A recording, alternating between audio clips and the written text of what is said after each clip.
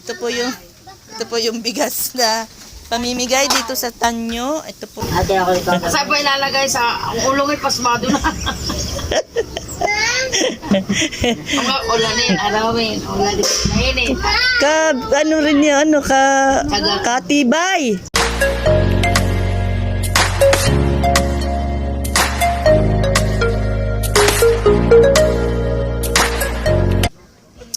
Inano siyang, sino man ang kumilala, sumampalataya, ay binigyan niya ng karapatang tawagin siyang anak.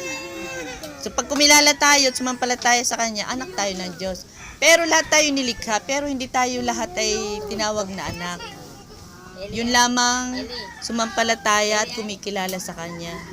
Kaya nga tatlo yung A, at saka B, at saka yung C. Yung A ay yung admit na ikaw ay makasalanan. Admit na wala kang magagawa kung wala si Kristo sa buhay mo. Yung B naman, naniwala ka na si Jesus Christ namatay sa krus dahil sa iyong kasalanan, sa ating kasalanan. Kasi iba hindi naniniwala na si Jesus Christ, di ba, namatay dahil sa atin. Tapos, Oo. Yung C ay confession, paghingi na ng tawad. Kasi namin mo na ikaw'y makasalanan. Naniwala ka na si Jesus Christ ay namatay dahil sa ating kasalanan. Yung ikatlo, hingi na tayo ng tawad sa Kanya. Konklusyon na kikilalanin mo na siya bilang sarili mong tagapagligtas. Doon na yung mag-aaral ka ng salita niya. Ang salita niya magiging ilaw sa bawat araw natin. Pag yung bata nagtay-patay ka. Ano na kinakain na yung buhay? Kaya sabi nga ng Panginoon, hindi lang sa tinapay nabubuhay ang tao, kundi sa bawat salita na namumutawi sa bibig ng Hindi naman religion ang pinag-uusapan dito yung maging malapit sa Panginoon. Ano mang hirap ang ating nararanasan, dapat kasabay natin ang Panginoon sa lahat ng bagay. Kasi minsan, dahil minsan saka lang natin siya tatawagin kapag hindi na natin kaya. Dapat umpisa pa lang, sinasabi na natin.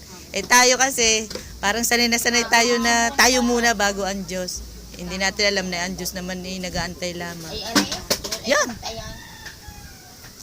So yun, mga ka-blessing, ito po yung bigas na pamimigay dito sa Tanyo. Ito po, mabuti na natin yung natutunan. Ito po ay kay Kalando. Kay Max pala, Maximo Ang kay Gloria. 3 kilo yan. Kay Gloria. Gloria. Gloria, nasaan na? Akin ang isa. Ito ang inyo. Ika Luisa. Ano na rin ang kanina yan? Luisa. Yan, kay Luisa. Ito ay Ayun naman yung anak nga ni Ka Maximo na si Tulala. Ay, di ba nanonood niyo din? Oo, tsaka yung isa ay kay yung anak niya pang isa. Si Kirit! Inang kirit! sino nga yun? Si Melvin? Si Malen.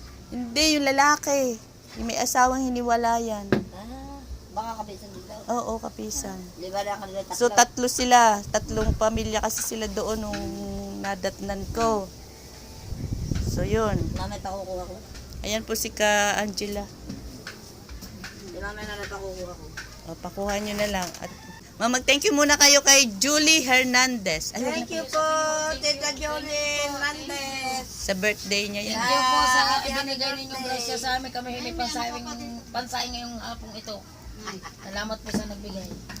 Salamat, thank you. Sa nagbigay at sa nagdala. So magkakaroon ng tipon-tipon po dito, magba-Bible study po kami para hindi lamang sa tinapay, sa grasya mabuhay, kundi sa Sadya naman. salita ng Panginoon. Mga ka-blessing, ibigay na natin yung bigas na pa-birthday ni Julie Australia. So yun, thank you Julie sa Australia na ibigay ang bigas mo doon sa Tanyong. Dito sa may Bawan Doktor, kaloob. Mga mga nangangalakal, mga nagtitinda ng puto. So yun, mission accomplished. So, uwi na tayo. At tuwan-tuwa sila dahil meron silang bigas na natanggap dahil wala raw silang isasain.